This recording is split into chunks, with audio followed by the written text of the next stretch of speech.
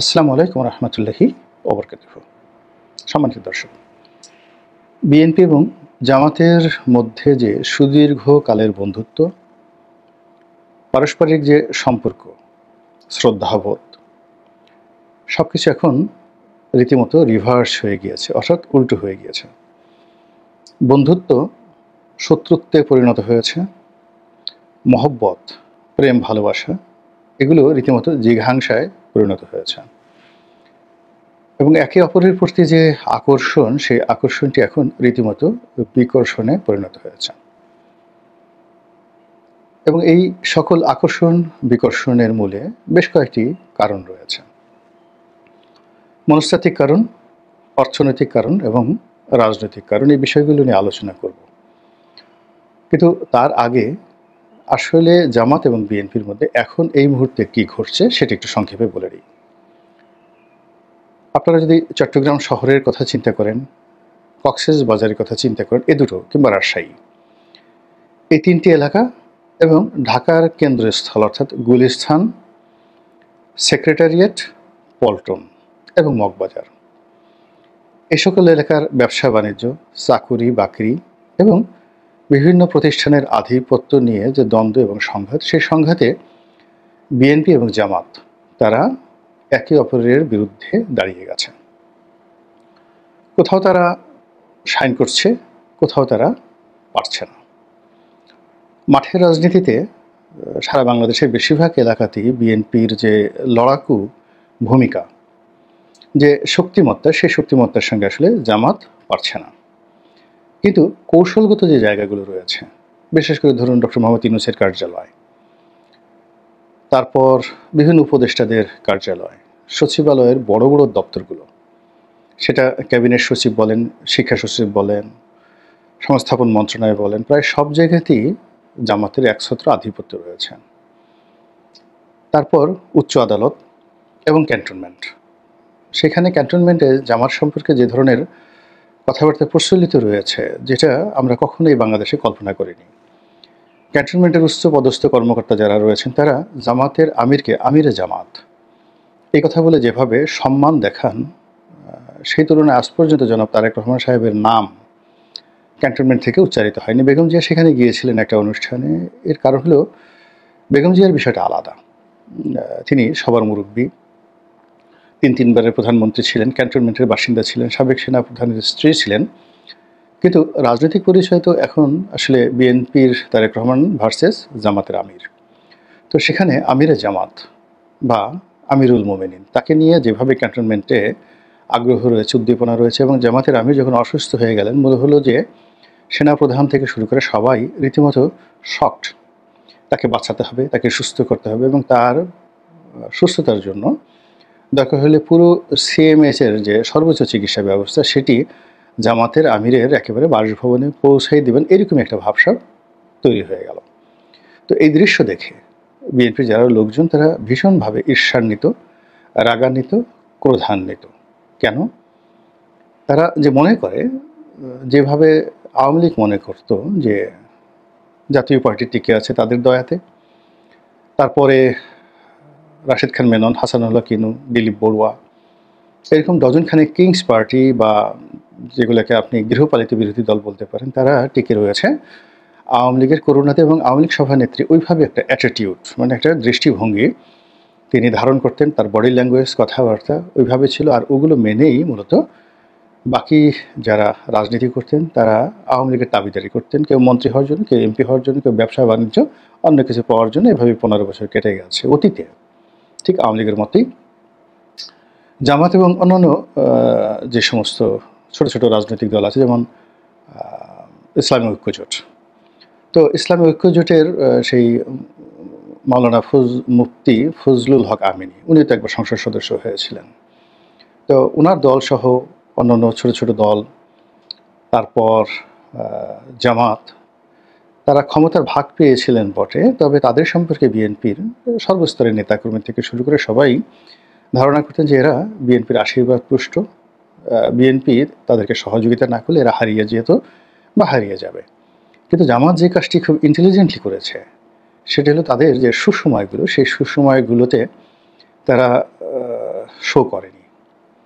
তারা ধীরে ধীরে ধীরে ধীরে তাদের যত রিক্রুটমেন্টগুলো রয়েছে সরকারি অফিসগুলোতে, সেখানে বিভিন্ন সরকারি অফিসগুলোতে বিশেষ করে কৌশলগত কতগুলো জায়গা, যেমন ধর্ম মন্ত্রণালয়, ইসলামিক ফাউন্ডেশন, সেনাবাহিনী, পুলিশ বাহিনী, সব জায়গাতে জামাতের লোকজন দিয়ে তারা ভরিয়ে ফেলেছিল 2001 থেকে 2006 সনে, যার পূর্ণ ফলাফল এখন তারা ভোগ করছে। 2 নম্বর হলো যে তারা তাদের যে ফাইন্যান্সিয়াল অ্যাক্টিভিটিস, এইটাকে একটা ইনস্টিটিউশনে তারা পরিণত করেছিল। ইসলামী ব্যাংক থেকে শুরু করে আরও ইবনে সিনা, ইসলামী ব্যাংক, হাসপাতাল, আর অনেক ছোট বড় অসংখ্য প্রতিষ্ঠান সহ সমবায় ভিত্তিতে জামাতের নিজস্ব অর্থায়নে সারা বাংলাদেশে তারা ছোট ছোট ছোট ছোট কোম্পানি গড়ে তুলেছিল, অনেকটা সেই যাকে বলা হয় মাল্টি লেভেল মার্কেটিংয়ের মতো। পুরোটা ওইরকম না, ওদের একটা নিজস্ব ধাস ছিল এবং এটা দিয়ে তারা যথেষ্ট শক্তিশালী হয়ে পড়েছিল, যেটি আওয়ামী লীগ জামানাতে একটা বিশেষ গ্রুপই কাজ করেছে বা ইন্টেলিজেন্স গ্রুপ কাজ করেছে জামাতের এই ব্যবসা প্রতিষ্ঠানগুলোকে ধ্বংস করে দেওয়ার জন্য, এবং তারা সেটা সফল হয়েছে। তো তারপরেও জামাত অর্থনৈতিকভাবে অন্যান্য যে কোনো রাজনৈতিক দলের সাথে মোর কোঅপারেটিভ। যেমন ধরুন, তারা বলে যে 10 লাখ লোক তারা ঢাকাতে এনেছে। এখন 10 লাখ লোক যদি 100 টাকা করে ধরেন, তাহলে কত টাকা হয়? কিংবা যদি 300 টাকা করে ধরেন, তাহলে 300 কোটি টাকা হয়। কিন্তু খরচ তো গেছে মূলত কম করে হলেও এক একজনের মাথা পিছু 2000 টাকা করে একেবারে ন্যূনতম খরচ গেছে। তো সেক্ষেত্রে এরকম একটা অনুষ্ঠান তারা করে ফেলেছে, যে অনুষ্ঠানে 1500 থেকে 2000 কোটি টাকা টোটাল খরচ হয়েছে। এখন এই টাকাগুলো জামাত হয়তো দেয়নি, কিন্তু তাদের নেতাকর্মীরা সবাই পকেট থেকে 1500 টাকা করে 1000 টাকা করে খরচ করেছে। যারা 1000 টাকা দিতে পারেনি, স্থানীয় যারা সচ্ছল ধনবান, তারা হয়তো 5000 টাকা দিয়েছে, কেউ 10,000 টাকা দিয়েছে। এভাবে তাদের যে বায়তুল মাল, সেই বায়তুল মালের ফান্ড, তার সঙ্গে সঙ্গে যে কোঅপারেটিভ, সেই কোঅপারেটিভ দিয়ে এরকম একটা অনুষ্ঠান করে ফেলেছে, যেটি বিএনপিকে বা আওয়ামী লীগকে যদি করতে হতো তাদেরকে ঠিক এই পরিমাণ টাকা, মানে 1000 কোটি টাকা তাদের লাগতই, এতে কোনো সন্দেহ নেই। তো এইভাবে ধরেন জামাত যে রাজনীতি করেছে 2001 থেকে একেবারে সে 2025 পর্যন্ত, তারা তলে তলে যেভাবে নিজেদেরকে সুসংগঠিত করেছে, যেটা বিএনপি এবং আওয়ামী লীগ তারা টের পায়নি। তো আওয়ামী লীগের পতনের পরে জামাত তার যে শক্তিমত্তা, তার কিয়দাংশ তারা প্রদর্শন শুরু করেছে। প্রথম তারা শুরু করেছে স্কুল কলেজ শিক্ষা প্রতিষ্ঠানগুলোতে, যেগুলো এখন বেশিরভাগই তাদের দখলে, এবং ঢাকা থেকে শুরু করে চট্টগ্রাম, অন্যান্য বিভিন্ন এলাকাতে যে বড় বড় শিক্ষা প্রতিষ্ঠান রয়েছে, সেখানে এখনও পর্যন্ত ছাত্রদল তাদের যে স্বমহিমা, একছত্র আধিপত্য ছাত্রলীগের মতো, সেটা করতে পারছে না। এই কারণ হলো সাধারণ ছাত্র, এনসিপি এবং জামাত যুগপৎভাবে এই শিক্ষা প্রতিষ্ঠানগুলোতে তাদের আধিপত্য বজায় রেখেছে, যা কিনা বিএনপির মাথা গরম করে দিয়েছে। অন্যদিকে জামাতের যারা নেতাকর্মী রয়েছেন শীর্ষ পর্যায়ে, তাদের কথাবার্তা, চালচলন, সেখানে যে ধরনের রাজস্বিকতা, আগামীতে ক্ষমতা আসার ভাবসাব, তারপরে নিজেদেরকে মন্ত্রী, এমপি, প্রধানমন্ত্রী, এরকম একটা যে আউট, যাকে বলে ব্রাস্ট, তারা ঘটানোর চেষ্টা করছে, যা কিনা বিএনপির জন্য একেবারে রীতিমতো চপেটাঘাত। এর কারণে বিএনপি এবং জামাতের মধ্যে একটা মনস্তাত্ত্বিক সমস্যা হচ্ছে। এর বাইরে অর্থনৈতিক আছে, যেখানে যেখানে চাঁদাবাজি আছে, নিয়োগ আছে, বদলি আছে, এখানে আসলে ডাল ভাতে বাঙালি। এখানে কে জামাত, কে বিএনপি, কে আওয়ামী লীগ, এখানে ওটা বিবেচনা করার কোনো সুযোগ নেই। অপকর্মের ক্ষেত্রে সুযোগ পেলে, সেটা ধর্ষণ হোক, রাহাজানি হোক, ডাকাতি হোক, এখানে আসলে চোর যারা, তারা কখনো ধর্মের দোহাই মানে না। এবং যারা চোর ডাকাত প্রকৃতি, তারা বিভিন্ন দলে, সেটা জামাতে হোক, তাবলিগে হোক, কোনো পীরের দরবারে হোক, বিএনপিতে হোক, আওয়ামী লীগে হোক, এরা ঢুকেই মূলত চুরি ডাকাতি করার জন্য। তো এই যে চলমান যে অবস্থা চলছে, সে অবস্থায় অনেকেই এরকম অর্থনৈতিক কারণে লুটপাটের জন্য যে যার পছন্দ মতো দলে ঢুকে গিয়েছে। তো সেই দিক থেকে এই সকল বিষয়াদি নিয়ে বিএনপির সঙ্গে একটা মনস্তাত্ত্বিক, অর্থনৈতিক দূরত্ব তৈরি হয়েছে। এবং সর্বশেষ যেটা রাজনীতি, সেই রাজনীতিতে সবাই চায় যে আমাকে একটু প্রিভিলেজ দেওয়া হোক, আমাকে একটু পাত্তা দেওয়া হোক। তো বাস্তবতা হলো যে এখন জামাতের অন্তত 1 ডজন নেতা, এমনকি ধরুন একেবারে তরুণ নেতা ডক্টর মাসুদ, তো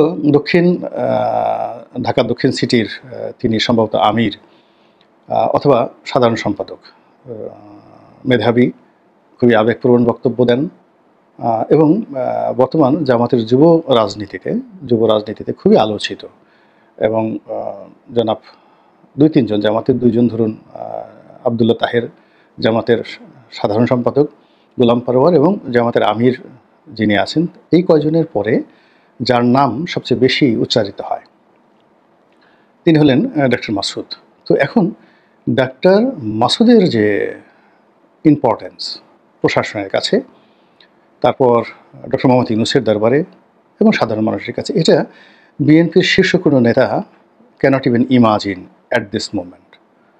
তো এই দৃশ্যগুলো যখন দেখে, আলোচনা হয়, বা পাবলিক যখন রেসপন্ড করে জামাতের নেতাদের সঙ্গে, সরকারি কর্মকর্তা, পুলিশ, আনসার, ডিসি, এসপি সবাই যখন রেসপন্ড করে, তখন রাজনৈতিকভাবে জামাতের গুরুত্ব বেড়ে যায় আর রাজনৈতিকভাবে বিএনপির গুরুত্ব কমে যায়। এই কারণে কি হচ্ছে, উভয়ের যে ধৈর্যের বাঁধ ভেঙে গেছে। জামাতের যে আনন্দ, সে আনন্দের বাঁধ তারা রাখতে পারছে না, চুপচাপ তারা সেটা প্রকাশ করে ফেলছে।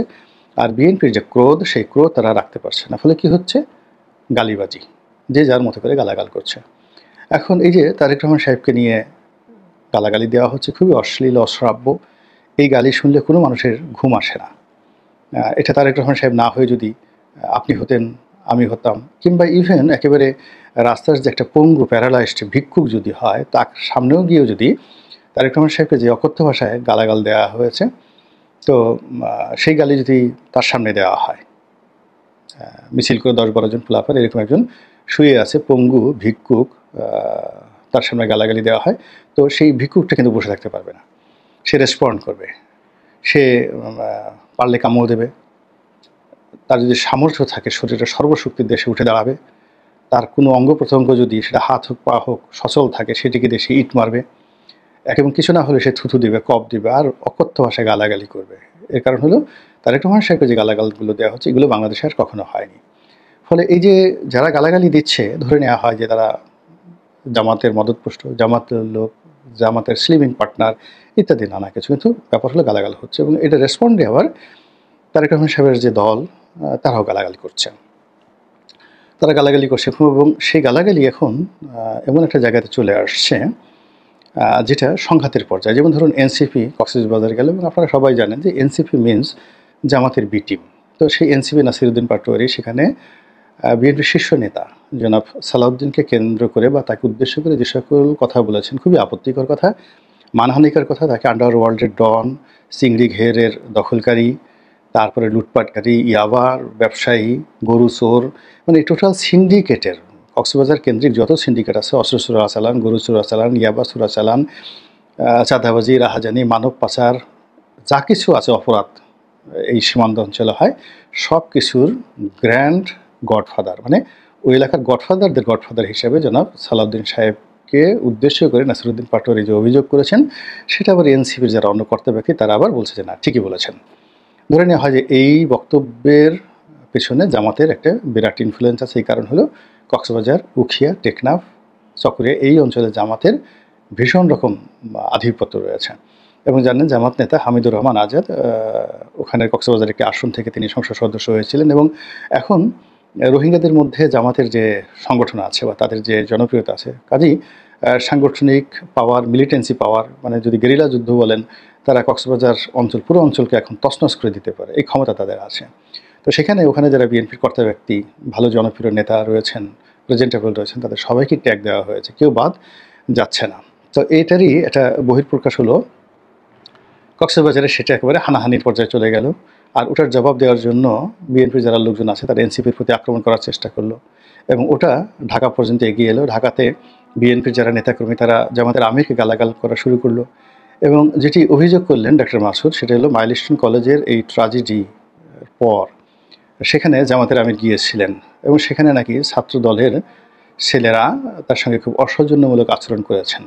তারা বলছে, মাসুদ সাহেব যেহেতু বলেছে অসৌজন্যমূলক আচরণ, তো বুঝেন সেখানে হয়তো তারেক রহমান সাহেবকে যে গালি দেওয়া হয়েছে, ওই ধরনের গালি দেওয়াও হতে পারে। কি বিশ্রী একটা ব্যাপার, চিন্তা করেন তো। তো ওই ধরনের একটা গালি দেওয়া হতে পারে, কিংবা তুই তুই করে ধর ধর ধর, রাজাকার রাজাকার, আলবদর আলবদর, আশামস আশামস, তারপর রাজাকারের বাচ্চা, এই সমস্ত কথাবার্তা এখন বাংলা ছাড়, বাংলাদেশ থেকে চলে যা, পাকিস্তান চলে যা, তুই তুকারি করে, এই ধরনের কথাবার্তা এখন মাঠে অহরহ। পরবর্তীতে জামাতের আমির স্বয়ং তার যে ভেরিফাইড পেজ, ফেসবুক পেজ রয়েছে, ওখান থেকে তিনি বলেছেন যে না, এই ধরনের কোনো ঘটনা ঘটেনি। কিন্তু আগেই বললাম যে জামাতের খুবই গুরুত্বপূর্ণ নেতা ডক্টর মাসুদ তিনি যেহেতু অভিযোগ করেছেন অবশ্যই সেখানে ঘটনা ঘটেছে। আর পরবর্তীতে জামাতের আমির এই জিনিসটা অস্বীকার করেছেন বিভিন্ন কারণে।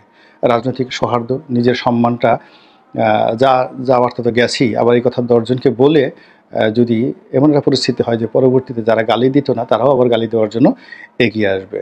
আর সবচেয়ে বড় ব্যাপার হলো তার অসুস্থতার খবর শুনে বিএনপির শীর্ষ নেতারা তাকে যেভাবে দেখতে গিয়েছে ওই সৌহার্দ্যপূর্ণ সম্পর্কটা একটা মিনিমাম লেভেলে রাখার জন্য অভিযোগ, পাল্টা অভিযোগ এই জিনিসগুলো থেকে তিনি নিজেকে রক্ষা করতে চেষ্টা করেছেন। কিন্তু এটা তো গত ৪৮ ঘন্টা, আমি যে ভিডিওটা করছি এটা গত ৪৮ ঘন্টার কর্মকাণ্ড। ইট মিনস দেখুন একটার পর একটা ঘটনা ঘটছে এবং সম্পর্কটা যেই লেভেলে চলে গেছে এখন আপনি এটাকে তলোয়ার দুটো, খাপ হলো একটা, ক্ষমতায় যাবে একজন, প্রধানমন্ত্রী হবে একজন, কিন্তু যারা হতে চান তারা তো আসলে এক খাপের মধ্যে থাকবে না। এখানে গণ্ডগোল অনিবার্য হয়ে পড়েছে। আহ, প্রথম যেটা মতদ্বৈততা সেটা তো শুরু হয়ে গেছে, মতদ্বৈততার পরে গালাগাল সেটা তো শুরু হয়ে গেছে, গালাগালির পরে মৃদু মারামারি।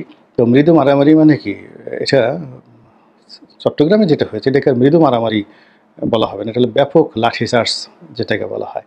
তো পুলিশের মৃদু লাঠিচার্জ, ব্যাপক লাঠিচার্জ, টিয়ারশেল এরকম আর কি। চট্টগ্রামের কক্সবাজারের যে মারামারিটি বা চকরিয়ার যে মারামারিটি এটাকে মৃদু লাঠিচার্জ বলতে পারেন। কিন্তু চট্টগ্রামে যেটা হয়েছে এটা একেবারে শেয়ানে শেয়ানে।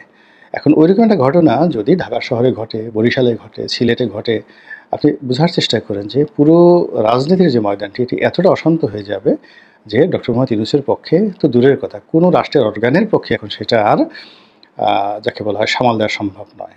কাজেই আমার আহ্বান থাকবে যার যার অবস্থান থেকে সবাই যেন ধৈর্য ধারণ করেন, পরস্পরের প্রতি সম্মান জানান এবং গণতন্ত্রে বিশ্বাসী হন যে আমরা জনগণের জন্য কাজ করলে জনগণই আমাদেরকে পছন্দ করবে। এর জন্য কোনো কূটকৌশলের